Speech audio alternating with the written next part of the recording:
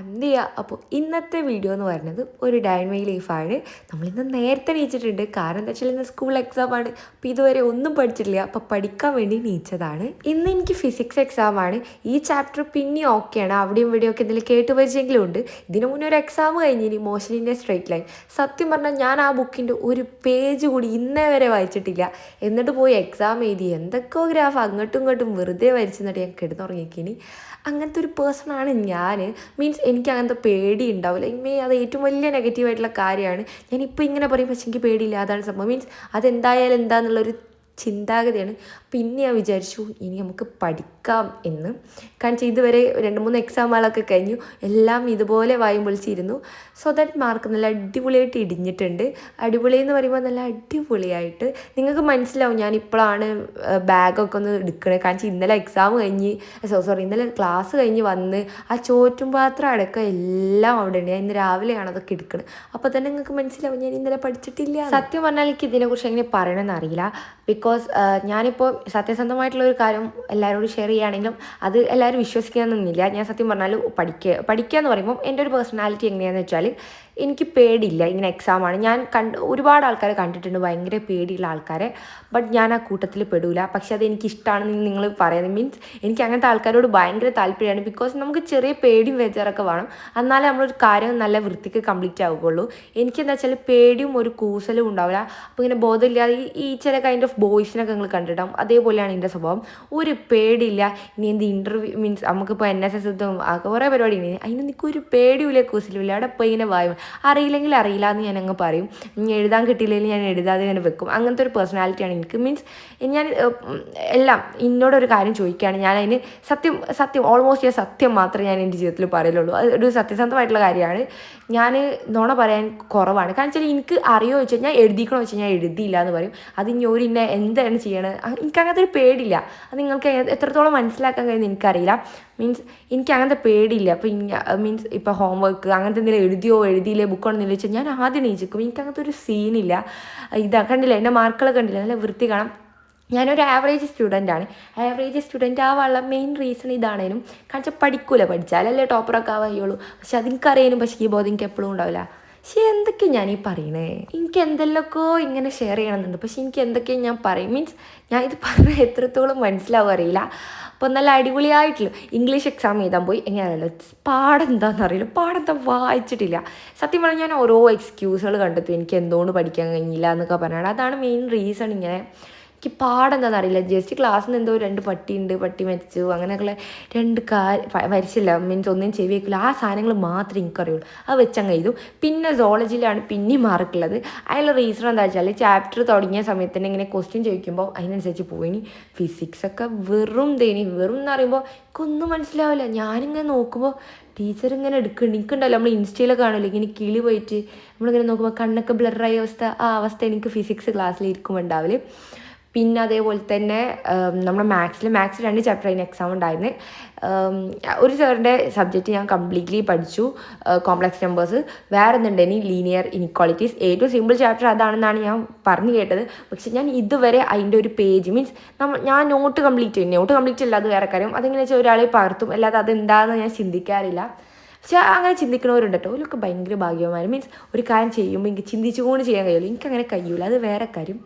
അപ്പം ഞാൻ complex numbers മാത്രമാണ് പഠിച്ചിട്ടുണ്ടായിരുന്നത്. അപ്പോൾ 30 മാർക്കിൽ 16 മാർക്ക് അതിന് മാത്രം കിട്ടി. മറ്റേത് ഒന്നും ഞാൻ എഴുതിയിട്ടില്ല. മീൻസ് ലീനിയർ ഇക്വാളിറ്റീസ് ഒരു ക്വസ്റ്റ്യൻസിന് ഉത്തരം ഞാൻ എഴുതിയിട്ടില്ലായിരുന്നു. അങ്ങനെയാണ് മീൻസ് എനിക്ക് ഒരു തരം പേടിയില്ല, അതാണ് സത്യം. അതൊരു നെഗറ്റീവ് ആൻഡ് പോസിറ്റീവ് ആയിട്ടുള്ള കാര്യമാണ്. പക്ഷേ എനിക്ക് പേടിയില്ല എന്ന് ഞാൻ ഒരിക്കലും പറയില്ല. എനിക്ക് തെറ്റുകൾ ചെയ്യാൻ ഭയങ്കര പേടിയാണ്.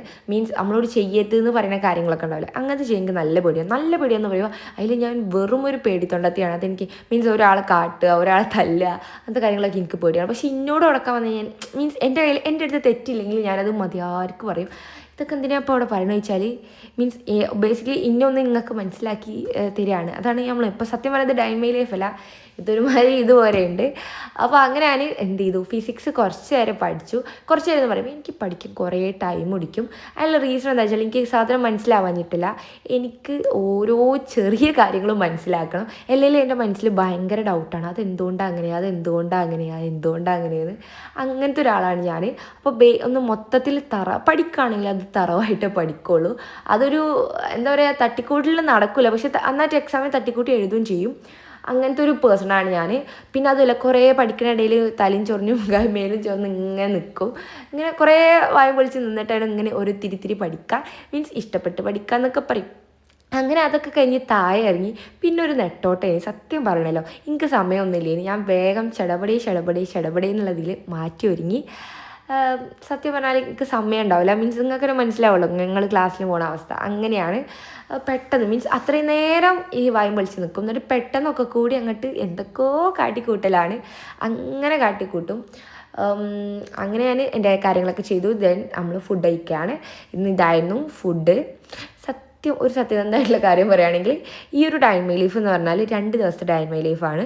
നിങ്ങൾ രാവിലെ ഇപ്പോൾ പഠിക്കണുണ്ടല്ലോ, അത് ഒരു ഡൈൻ ലീഫ് അല്ല, അതൊരു ഡേ. ഇപ്പം നിങ്ങൾ കാണുന്നത് ഇതിന് മുന്നേ ഷൂട്ട് ചെയ്ത് വെച്ചതാണ്. ഞാനിങ്ങനെ വ്ളോഗ് ഇടാ വിചാരിച്ച് ഷൂട്ട് ചെയ്ത് വെച്ചു. ദെൻ അതിൽ ബാക്കി ക്ലിപ്സ് വന്നില്ല. അതിപ്പോൾ നിങ്ങൾക്ക് ഈ ഷോളിൽ തന്നെ മനസ്സിലാവും. ഞാൻ ആദ്യം മഫ്ത ഇട്ടായിരുന്നു കണ്ടിരുന്നത്.